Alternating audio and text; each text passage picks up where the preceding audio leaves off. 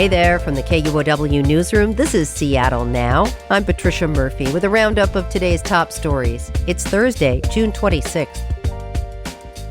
Washington Governor Bob Ferguson is urging Congress to protect safety net programs like Medicaid. President Trump's budget package includes billions of dollars in Medicaid cuts. Speaking at a Tri-Cities nursing facility, Ferguson says those cuts will hurt nearly 2 million people in Washington who rely on Medicaid for health care. It also puts hospitals at risk. You go to a hospital that may close because of these cuts. Many hospitals across our country and in our state are hanging on by a thread. That's the reality right now. Ferguson says the cuts are creating additional financial strains at a time when states are facing budget challenges. Republican members of Washington's congressional delegation are hoping the Senate will pass the federal budget bill already approved by the House. Congressman Michael Baumgartner represents the 5th District, which includes Spokane. He says the bill strengthens Medicaid because it puts limits on who's eligible for the program. I mean, if you think of young ladies with cancer who are trying to get back on their feet and or single moms that are have lost their jobs and they need Medicaid, there's less Medicaid available for them in the system because of illegal immigrants being on Medicaid and able-bodied adults being on Medicaid. So these are needed reforms that benefit the truly most needy, and it'll be good to support. Baumgartner spoke with KUOW's Sound Politics podcast this week. You can hear the full interview on the KUOW app or wherever you listen to your podcasts. King County has recorded 2 new measles cases. Health officials say the child and adult may have been exposed to the virus while hosting an international visitor who reported they were sick. That person has since left King County, but health officials say the adult and child may have exposed others to the virus at places like Seattle Children's Hospital, Costco in Issaquah, and the Lake Union Swim Academy in Seattle between June 14th and June 20th. These new cases bring the statewide total for the year up to 10.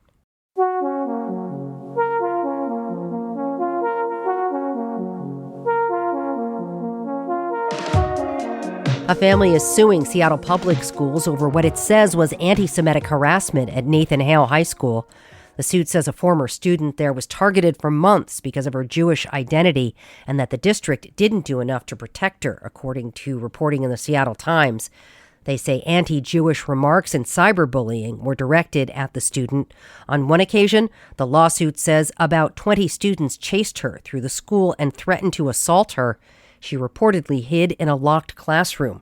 The student later transferred to another school, but her parents say district officials didn't properly investigate the incidents and failed to provide a safe learning environment for the student.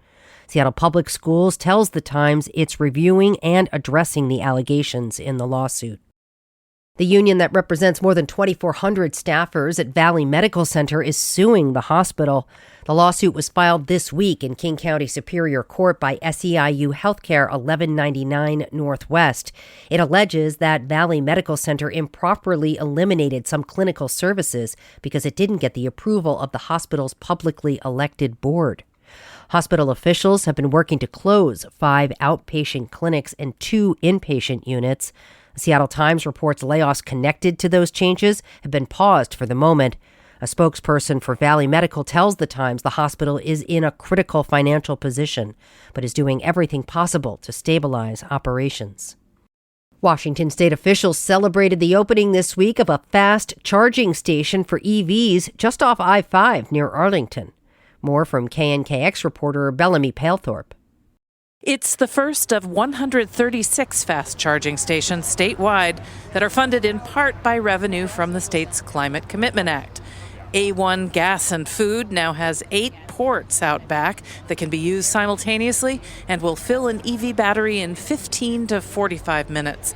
Paula Sardinas is a clean energy advocate who's toured the state talking to drivers about making the switch to electric. People are not going to be able to buy these vehicles if we can't charge. She's based in South Seattle and says normally venturing into the North Cascades in an EV would make her nervous. I'll tell you what, coming right off of I-5 and being able to get off and to find this so quickly put my mind at ease as a mother of 4. The State Department of Commerce says more public charging stations like this one will be rolling out over the next 18 months.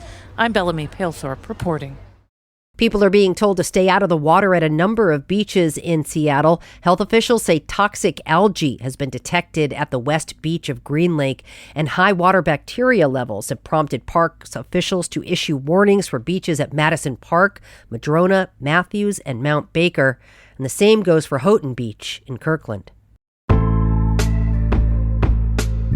Now to our feature story today. This past weekend marked the longest day of the year, summer solstice. Northwest Public Broadcasting's Courtney Flatt went to a celebration of the sun and the natural world at 4:45 in the morning. A sliver of moon is still high in the sky, just minutes before a sunrise ceremony is set to begin at a replica Stonehenge. Good morning. Tea lights mark the gravel walkway and illuminate the stones. As people enter the circle, soft guitar music sets the tone. They select flower crowns and noisemakers to help ring in the sunrise.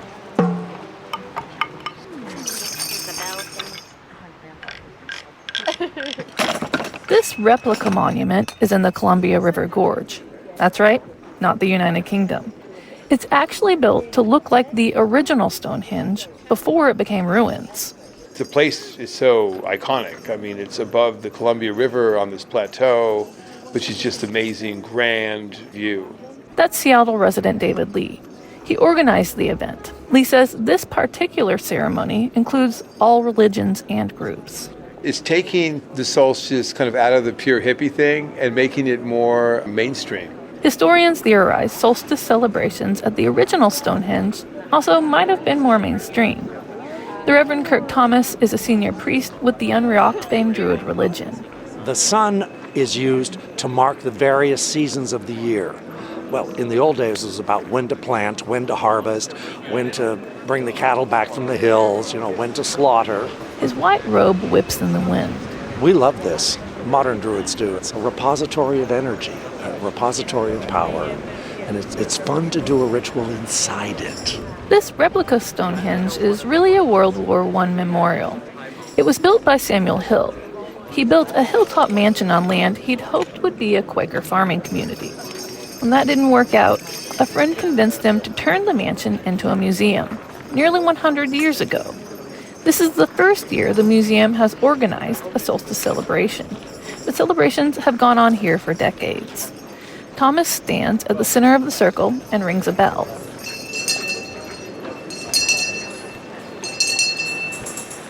And with that, the ceremony begins.